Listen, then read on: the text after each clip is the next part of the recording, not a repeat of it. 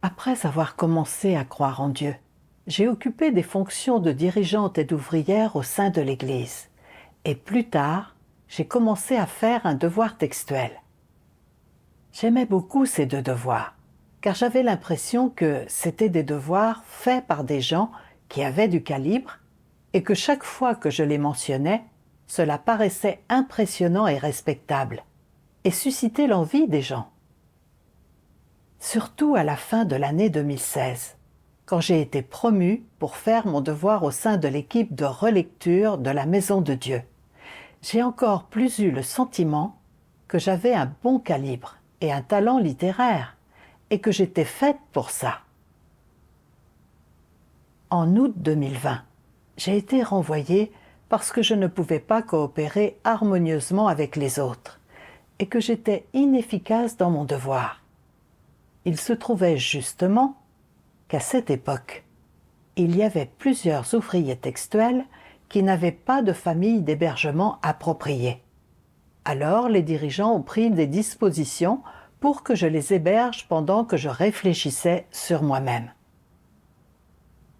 Dès que j'ai appris qu'on me demandait de faire de l'hébergement, je me suis sentie un peu contrariée dans mon cœur. L'hébergement, c'est juste du travail manuel, un devoir fait par des gens qui ont un calibre médiocre et aucun point fort. Quoi qu'il en soit, je suis quelqu'un qui a fait un devoir textuel pendant plusieurs années. J'ai un certain calibre et des points forts. Même si on m'affecte à un nouveau devoir, on ne pourrait jamais me demander de faire un devoir d'hébergement. Mais à ma grande surprise, les dirigeants m'avaient justement assigné un devoir d'hébergement. À ce moment-là, j'étais réticente dans mon cœur, mais j'ai réfléchi au fait que j'avais déjà retardé le travail en n'obtenant pas de résultats dans mon devoir textuel récemment. La Maison de Dieu ne m'avait pas demandé de compte et me permettait encore de faire un devoir d'hébergement. C'était déjà la grâce de Dieu. Il aurait été déraisonnable de faire la difficile. Alors, je n'avais pas d'autre choix que de me soumettre pour le moment. Pendant les 2 premières semaines, je préparais les repas à l'heure et je nettoyais les chambres tous les jours. Et ensuite, je faisais mes dévotions et je lisais les paroles de Dieu. J'avais le sentiment que faire mon devoir de cette manière était également plutôt positif. Cependant, petit à petit, en voyant mes sœurs assises devant leur ordinateur à faire leurs devoirs tous les jours pendant que je m'affairais à mes fourneaux, tandis que je passais mes journées avec un tablier, une serpillière et une poubelle, j'ai commencé à me sentir de plus en plus lésée dans mon cœur. Je me disais, faire un devoir d'hébergement, c'est du travail physique. N'importe quel frère ou sœur qui sait cuisiner peut le faire. Et cela ne demande aucun calibre ni aucun point fort. En revanche, faire un devoir textuel, c'est du travail intellectuel. Et il y a une nette différence de niveau entre cela et le travail physique du devoir d'hébergement. Plus je pensais ainsi, plus je devenais réfractaire à l'idée de faire le devoir d'hébergement. Une fois, sœur Chen m'a demandé de l'aider à sortir la poubelle. Et j'ai immédiatement senti mon visage rougir.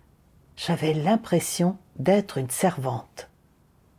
J'ai eu encore plus le sentiment que faire le devoir d'hébergement était inférieur. Parfois, les sœurs me demandaient de me joindre à elles pour les réunions. Mais comme je faisais le devoir d'hébergement et que je me sentais inférieure à elles, je n'osais pas m'ouvrir sur mon état lors des échanges en réunion. J'étais très tourmentée. Je me rappelais comment, au cours des années où je faisais un devoir textuel, mes frères et sœurs m'admiraient et m'enviaient partout où j'allais. Maintenant, je faisais l'hébergement et plus personne ne m'admirait. Plus je pensais ainsi, plus j'avais le sentiment que faire le devoir d'hébergement n'avait aucun sens. Je me suis même dit, au lieu de faire l'hébergement ici, il vaudrait mieux retourner à mon église locale. Peut-être pourrais-je encore y faire un devoir textuel, et en plus, mes frères et sœurs m'admireraient et m'envieraient. Une fois, la superviseuse est venue chez moi. Elle m'a salué et est allée directement dans la pièce où se trouvaient mes sœurs. Au moment où elle a fermé la porte, je me suis soudain sentie mise à l'écart et j'ai eu le sentiment que je n'étais pas au même niveau qu'elle. Mes sœurs faisaient un devoir textuel. Elles avaient un statut et un niveau plus élevés que moi. Et elles étaient estimées par les autres, tandis que je ne faisais qu'un devoir physique ordinaire, inférieur au leur. Ce contraste saisissant me déchirait le cœur, et la douleur était indescriptible. Après la réunion, la superviseuse est partie précipitamment, sans me demander comment était mon état récemment. Je savais qu'elle était occupée par son travail. Il était donc normal qu'elle ne pose pas de questions. Mais dans mon cœur, je me sentais quand même assez abattue. Je pensais à la façon dont, par le passé, quand je faisais un devoir textuel, la superviseuse s'informait de mon état de temps en temps, échangeait sur la vérité avec nous pour résoudre nos problèmes, et me consultait même sur certaines questions. Mais maintenant, je ne faisais que l'hébergement, et plus personne ne faisait attention à moi.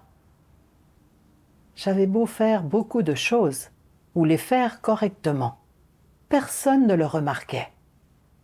Allais-je devoir passer le reste de ma vie comme ça? En pensant ainsi, j'étais dans un grand tourment, et j'avais encore plus le sentiment qu'un devoir d'hébergement et un devoir textuel n'étaient pas du même niveau. Je suis devenue encore plus réfractaire à l'idée de faire un devoir d'hébergement. Plus tard, je n'étais plus aussi proactive dans la préparation des repas. Quand j'étais de bonne humeur, je cuisinais à l'heure, mais pas quand j'étais de mauvaise humeur. Je ne nettoyais pas non plus aussi soigneusement, et je bâclais le travail dès que je le pouvais. Je manquais d'attention dans tout ce que je faisais, et à la fin de la journée, je me sentais très fatiguée et vide intérieurement. Comme je manquais d'attention, je n'ai même pas remarqué que le tuyau d'évacuation de la cuisine était sorti de la canalisation principale, ce qui a fait couler les eaux usées directement sur le sol et s'infiltrer chez les voisins du dessous. Ils sont venus frapper à notre porte plusieurs fois.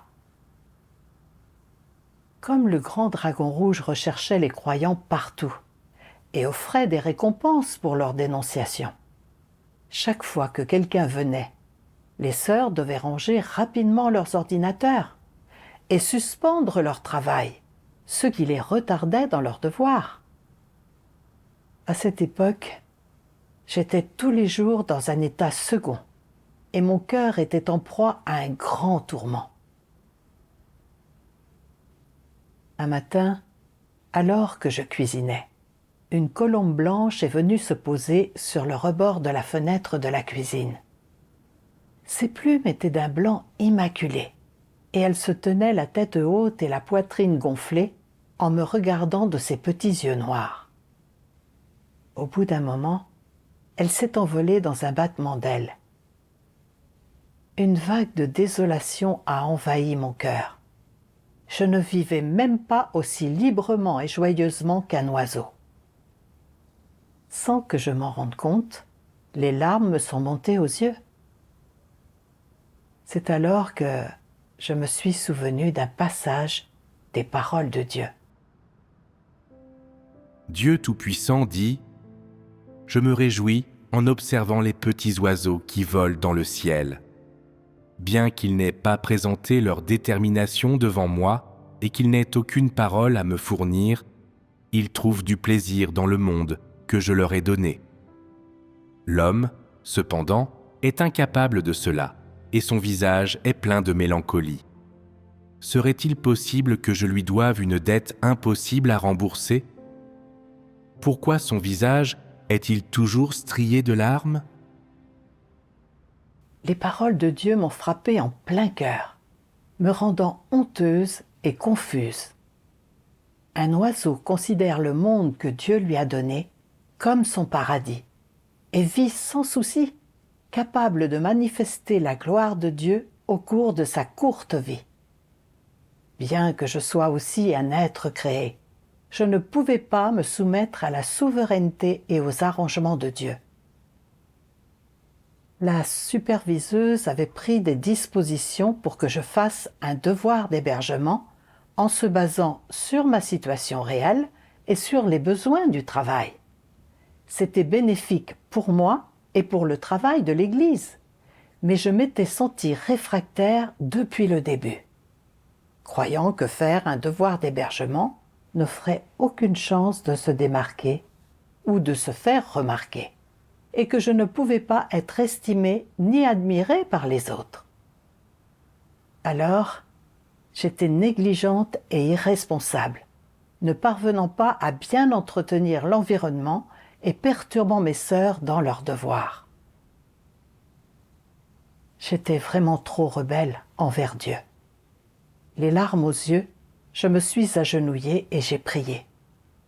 Ô Dieu, je me suis rebellée contre toi tout ce temps et j'ai été très réfractaire à l'idée de faire un devoir d'hébergement.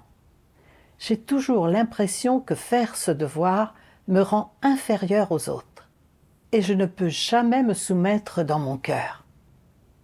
Ô Dieu, je ne veux pas traiter mon devoir de cette façon, mais je ne peux pas renverser les choses par moi-même. Je te demande de me guider pour comprendre tes intentions afin que je puisse me soumettre devant toi. Pendant mes dévotions, j'ai lu un passage des paroles de Dieu. Dieu Tout-Puissant dit « Quel que soit ton devoir, ne fais pas la différence entre ce qui est élevé et ce qui est bas. Imagine que tu dises « Bien que cette tâche soit une commission de la part de Dieu et le travail de la maison de Dieu, si je la fais, on pourrait me mépriser. D'autres ont l'opportunité de faire un travail qui les fait se démarquer. On m'a donné cette tâche qui ne me fait pas me démarquer, mais fait que je m'épuise en coulisses. C'est injuste. Je ne ferai pas ce devoir. Mon devoir doit en être un qui fait que je me démarque devant les autres et qui me permet de me faire un nom. Et même si je ne me fais pas un nom et ne me démarque pas, je dois en profiter et me sentir à l'aise physiquement. Est-ce une attitude acceptable ? Être difficile, ce n'est pas accepter ce qui vient de Dieu. C'est faire des choix selon tes propres préférences. Ce n'est pas accepter ton devoir. C'est un refus de ton devoir, une manifestation de ta rébellion contre Dieu. Être ainsi difficile est altéré par tes préférences et désirs individuels.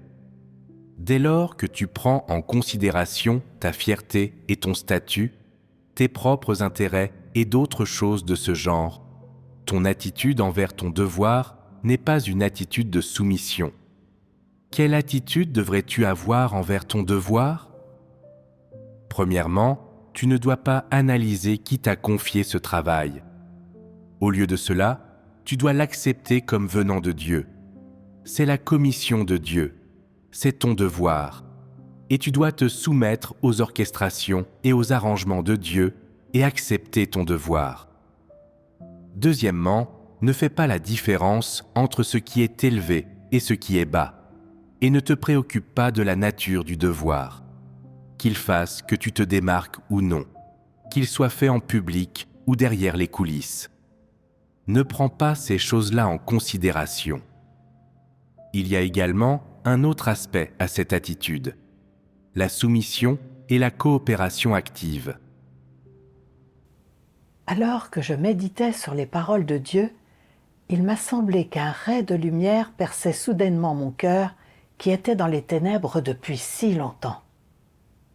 Dieu exige que les gens aient le point de vue et l'attitude correcte envers leur devoir, qu'ils soient capables de l'accepter comme venant de Dieu, quel que soit le devoir qu'ils font, de ne pas agir selon leurs propres préférences, et qu'ils soient capables d'accepter ce devoir, de s'y soumettre et d'y être dévoués. Traiter son devoir selon ses préférences, l'accepter quand il nous met en avant, et y résister quand ce n'est pas le cas, c'est refuser son devoir. C'est se rebeller contre Dieu. J'ai réfléchi à mon attitude envers mon devoir. Je faisais toujours la difficile en fonction de mes préférences, et je n'étais pas du tout soumise. Je croyais qu'être dirigeante ou ouvrière, ou faire un devoir textuel, amènerait les autres à m'estimer et à me valoriser, et me donnerait du prestige. Alors j'étais heureuse d'accepter. Maintenant, on m'avait assigné un devoir d'hébergement. Comme j'avais l'impression que c'était un travail physique au service des autres, un travail inférieur, et que peu importe à quel point je le faisais bien, je ne me démarquerais pas et je ne serais ni estimée ni valorisée par les autres. J'avais le sentiment que c'était dégradant et honteux, et je ne pouvais tout simplement pas me soumettre. Quand ma sœur m'a demandé d'aider à sortir la poubelle, je me suis dit qu'elle me donnait des ordres. Quand je me réunissais avec mes sœurs, je me sentais aussi inférieure à elles, et je n'avais pas envie de participer. Je regrettais même de faire un devoir d'hébergement. J'ai pensé au fait que je n'étais qu'un tout petit être créé, sans statut à proprement parler. La superviseuse avait pris des dispositions pour que je fasse un devoir d'hébergement, et la chose raisonnable à faire aurait été de l'accepter comme venant de Dieu, et de me soumettre. Mais je faisais la difficile en fonction de mes préférences, en ayant à cœur de faire un devoir textuel pour gagner l'estime des autres, et j'étais réfractaire et négligente dans la façon dont je traitais le devoir d'hébergement. Je n'avais vraiment pas la moindre conscience, ni la moindre raison. Comment pouvais-je ne pas être détestée et abhorrée par Dieu? Aujourd'hui, j'étais tombée dans les ténèbres et je vivais dans une douleur insupportable. Tout cela parce que je ne me souciais trop de ma propre réputation et de mon statut, et que je ne me soumettais pas à Dieu. Ce n'est qu'alors que j'ai compris que l'intention minutieuse de Dieu résidait dans le fait que la dirigeante avait pris des dispositions pour que je fasse un devoir d'hébergement. C'était pour révéler mon tempérament corrompu et émonder mon désir de statut, pour m'inciter à réfléchir sur moi-même et à me connaître, et à parvenir à une vraie repentance et à une vraie transformation. Ce devoir était effectivement ce dont j'avais besoin, et il était bénéfique à mon entrée dans la vie. Je ne pouvais plus me rebeller contre Dieu. Je souhaitais seulement me soumettre aux orchestrations et aux arrangements de Dieu et bien faire mon devoir pour réconforter le cœur de Dieu. Pendant cette période, j'ai souvent médité sur un passage des paroles de Dieu. Dieu Tout-Puissant dit « La vie entière des hommes est entre les mains de Dieu, et sans leur détermination devant Dieu, qui serait prêt à vivre en vain dans ce monde creux des hommes? Pourquoi se donner cette peine? En venant au monde en toute hâte et en repartant de la même manière, s'ils ne font rien pour Dieu, leur vie entière n'aura-t-elle pas été gaspillée?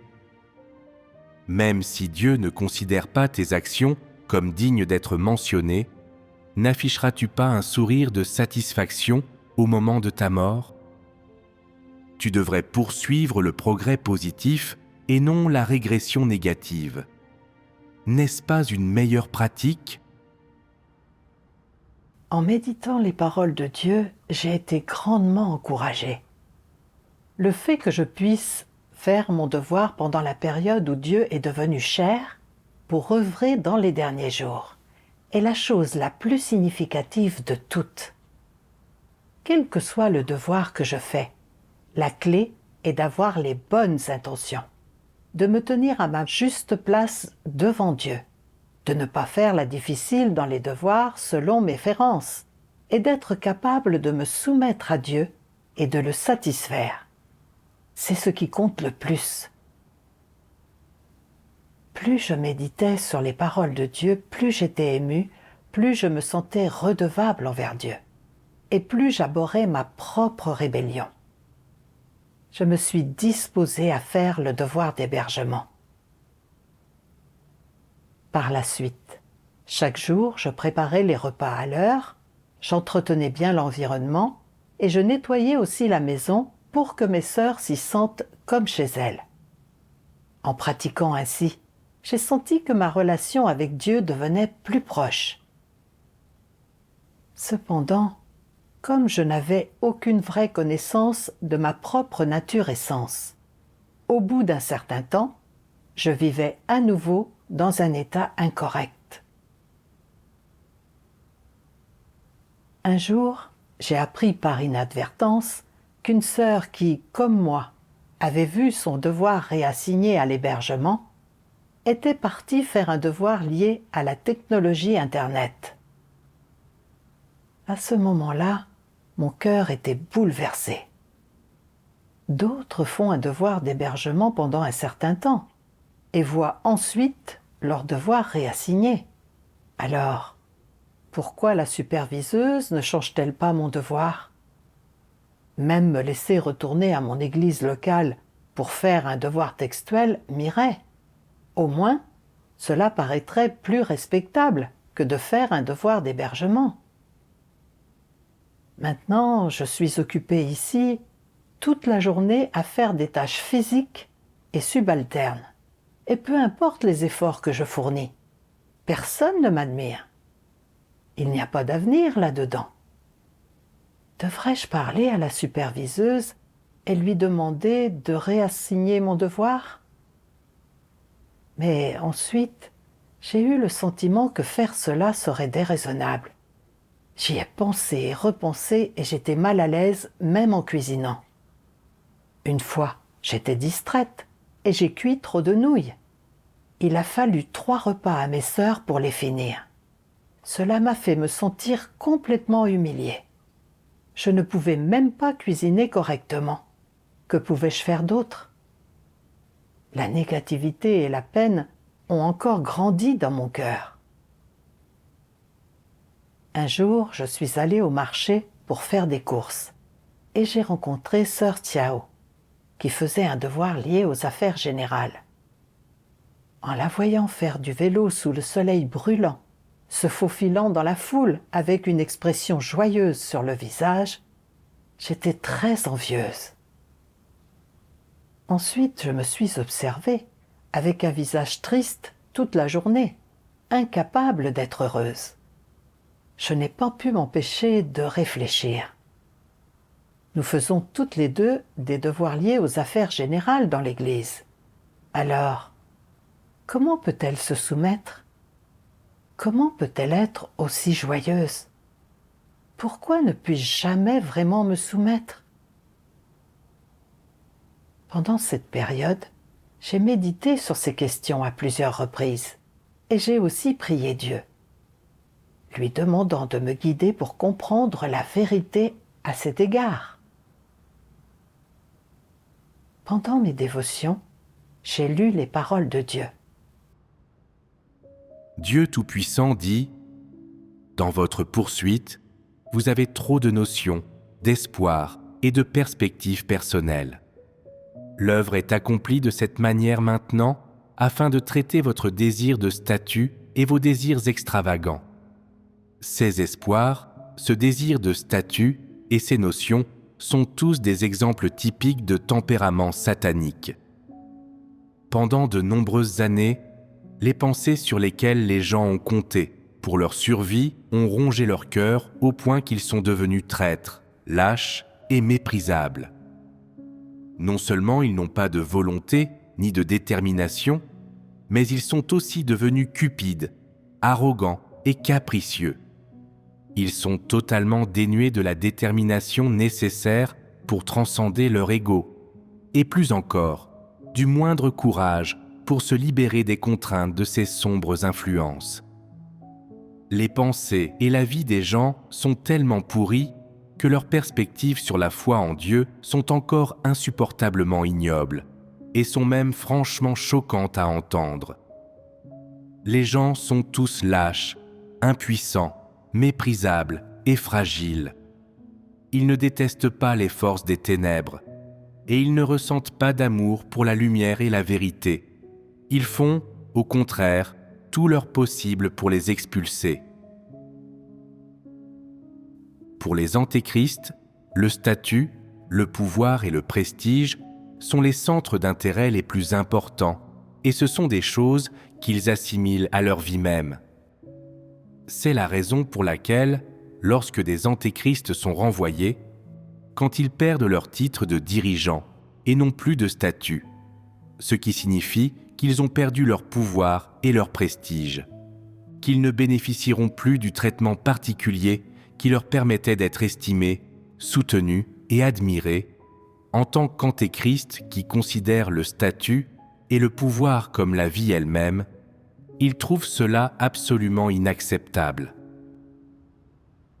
En me comparant aux paroles de Dieu, j'ai réfléchi sur moi-même.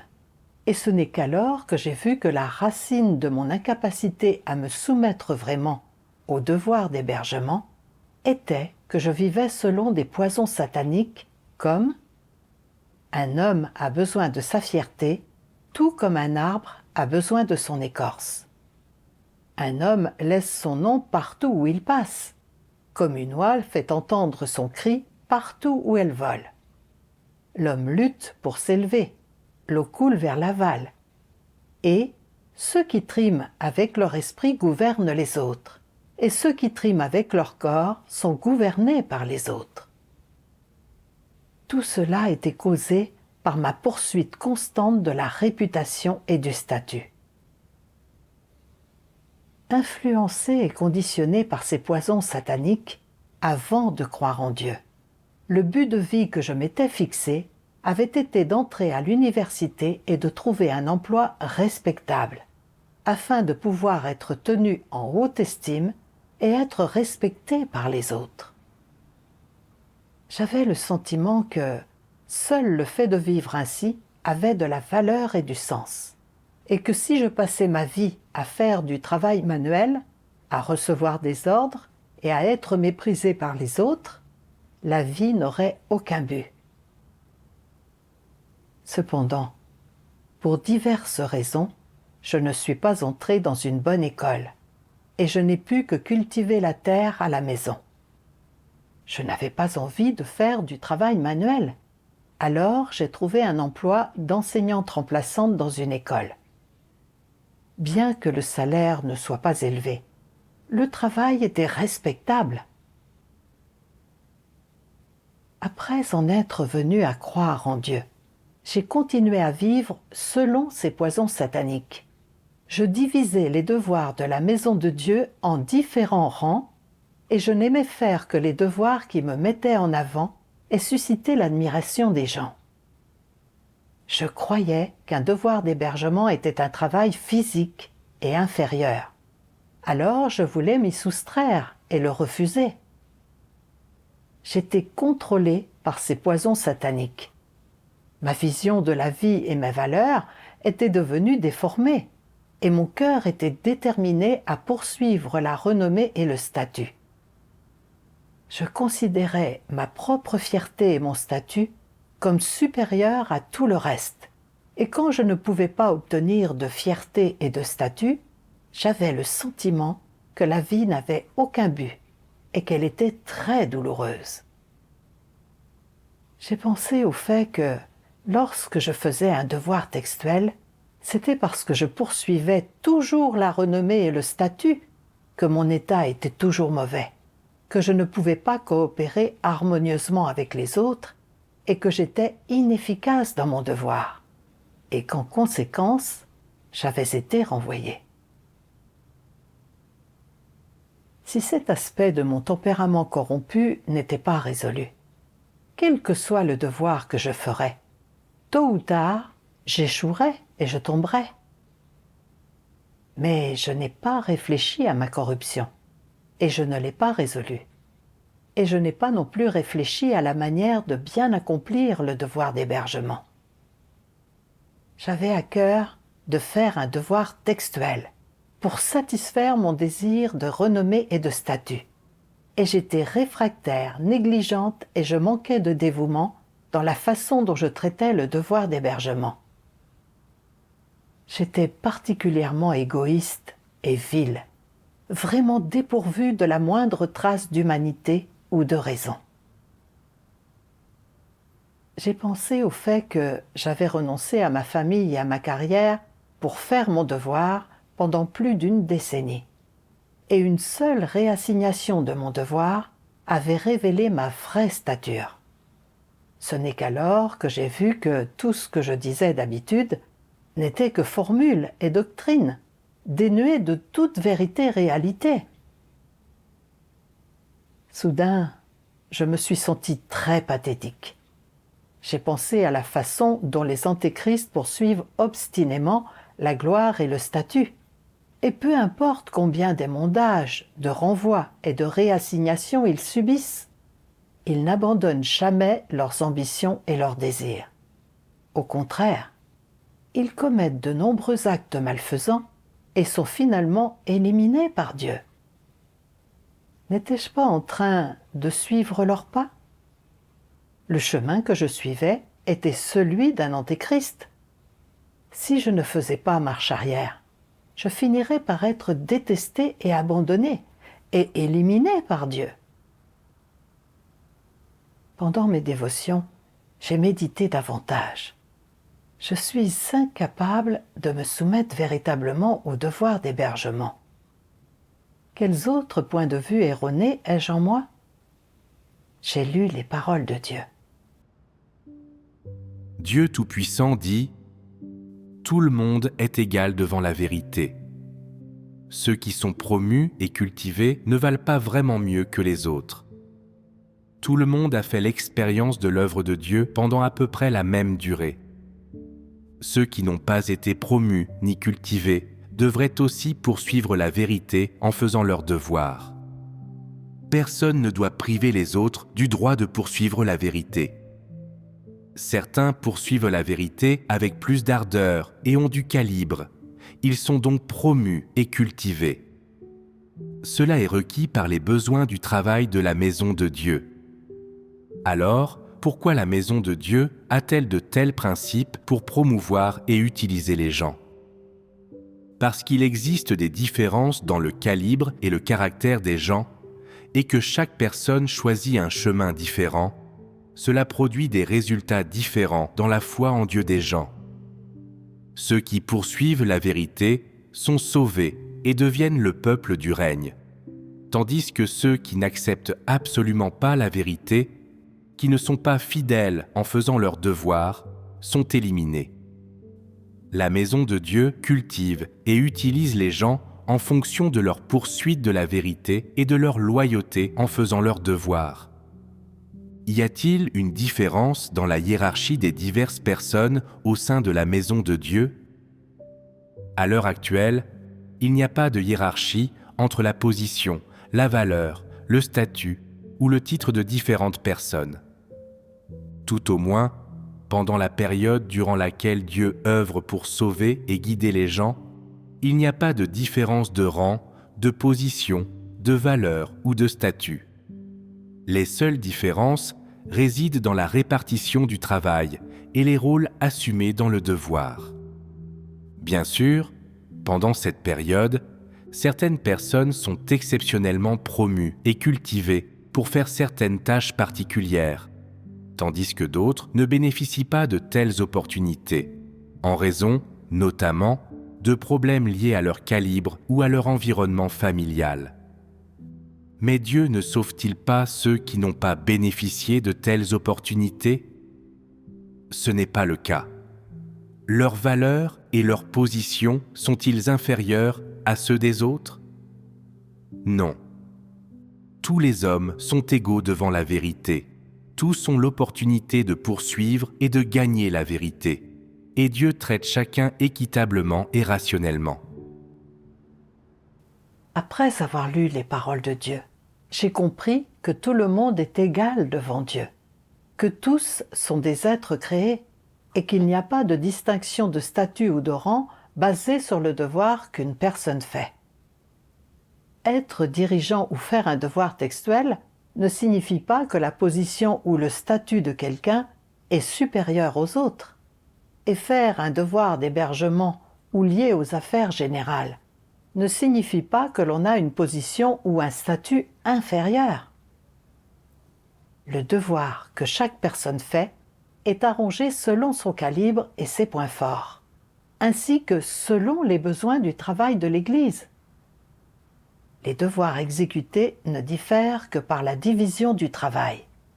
Il n'y a pas de distinction entre un statut élevé et un statut bas. Quel que soit le devoir que l'on fait, ce que Dieu valorise, c'est de savoir si l'on poursuit la vérité et si l'on gagne la vérité. C'est ce qui est le plus crucial. En me comparant aux paroles de Dieu, j'ai vu que mon point de vue était tout simplement trop absurde. Je croyais que dans la maison de Dieu, tous ceux qui occupent des fonctions de dirigeants et d'ouvriers, qui prêchent l'Évangile ou font un devoir textuel, sont des gens qui ont du calibre et des points forts, qui ont un statut élevé et qui sont distingués.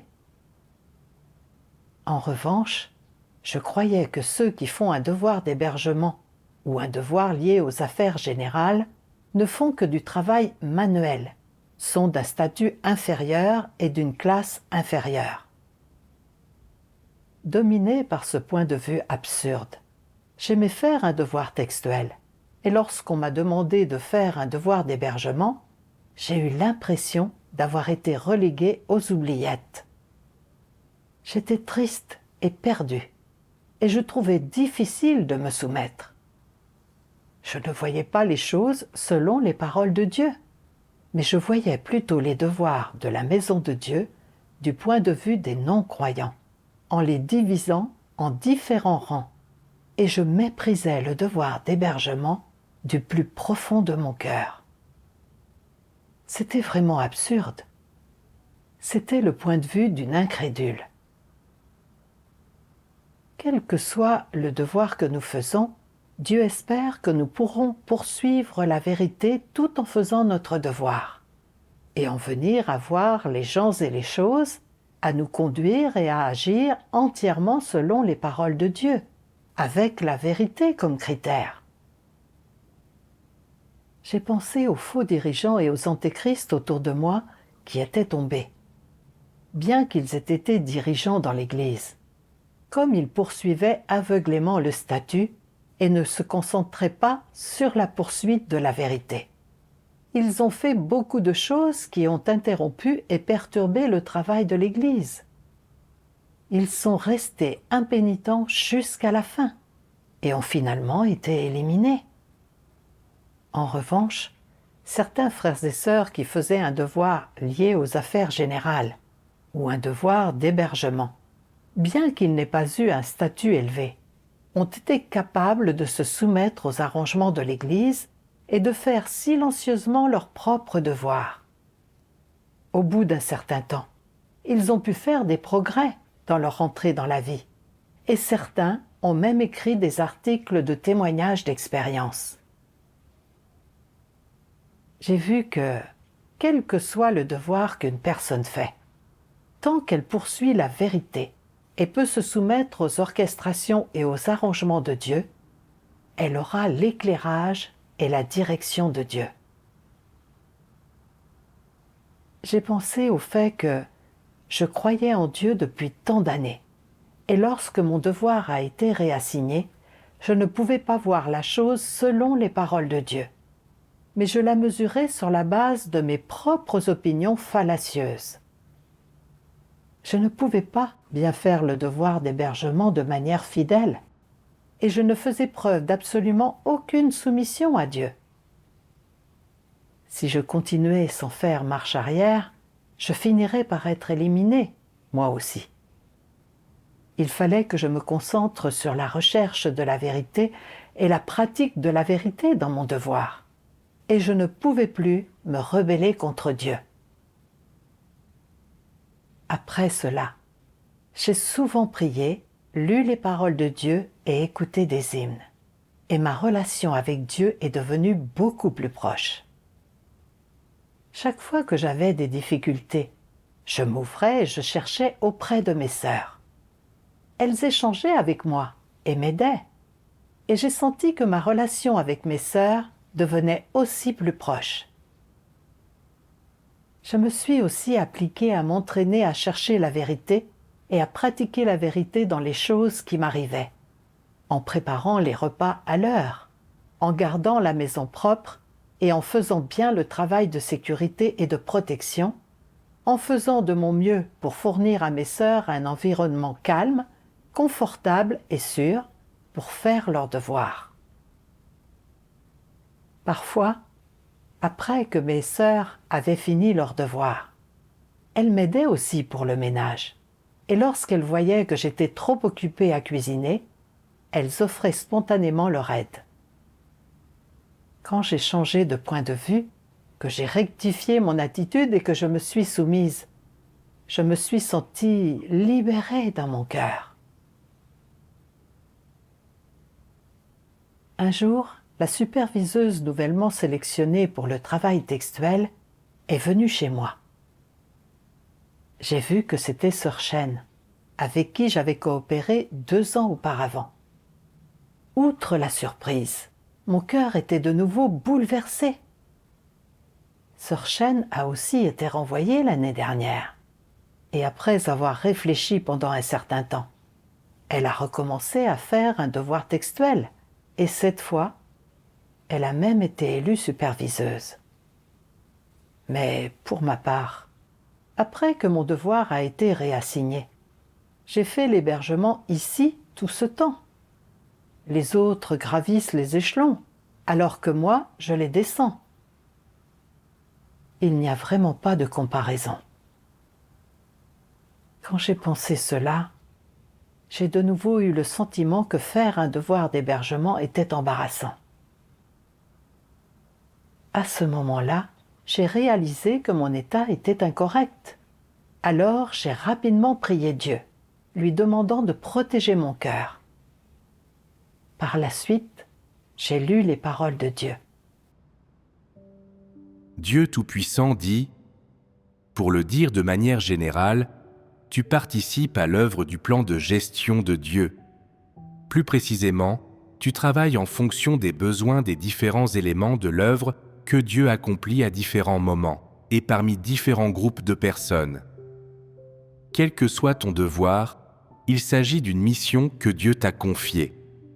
Parfois, tu peux être amené à surveiller ou à sauvegarder un objet important. Il ne s'agit pas d'une affaire majeure.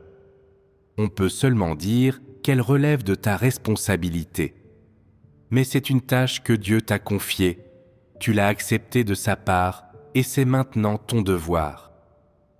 Quoi qu'il en soit, tant que cela est lié à l'œuvre de Dieu et aux besoins liés au travail de diffusion de l'Évangile, les gens devraient l'accepter comme un devoir de la part de Dieu. Le devoir, pour le dire en termes encore plus généraux, est la mission d'une personne, un mandat confié par Dieu. Plus précisément, il s'agit de ta responsabilité, de ton obligation. Étant donné qu'il s'agit de ta mission, d'un mandat confié par Dieu, de ta responsabilité et de ton obligation, l'accomplissement de ton devoir n'a rien à voir avec tes affaires personnelles. En lisant les paroles de Dieu, j'ai compris que l'occasion pour les gens de faire leur devoir est la grâce et l'exaltation de Dieu. Dieu est venu sur terre pour réaliser l'œuvre du salut de l'humanité. C'est une vaste entreprise et il y a de nombreux devoirs qui nécessitent la coopération des gens, comme être dirigeant et ouvrier, prêcher l'Évangile, faire l'hébergement et ainsi de suite. Chaque devoir est important. Il n'y a pas de grand ou de petit devoir, ni de devoir supérieur ou inférieur, ni de devoir noble ou vil. Que l'on soit engagé dans un travail intellectuel ou physique, dans tous les cas, c'est remplir sa responsabilité devant Dieu.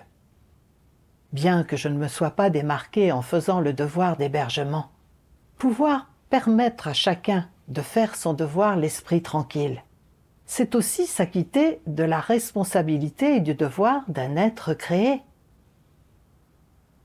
Du fond du cœur, je ne résistais plus au devoir d'hébergement. Et je n'avais plus le sentiment que faire un devoir d'hébergement n'était que du travail manuel et que c'était inférieur. Tout en faisant mon devoir, je pouvais aussi consacrer plus de pensées à réfléchir sur mon état et à chercher la vérité. Je me sentais très à l'aise dans mon cœur en faisant mon devoir de cette façon. Je ne m'attendais pas à ce qu'au bout d'un certain temps, je recommence à faire un devoir textuel. Ces jours passés à faire un devoir d'hébergement sont devenus un souvenir précieux dans mon cœur.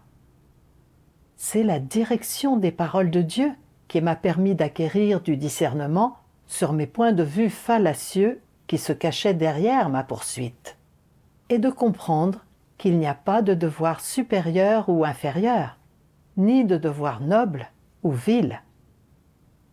Quel que soit le devoir auquel on est confronté, il faut l'accepter et se soumettre. Être capable de poursuivre la vérité et d'offrir son dévouement, voilà ce que Dieu valorise.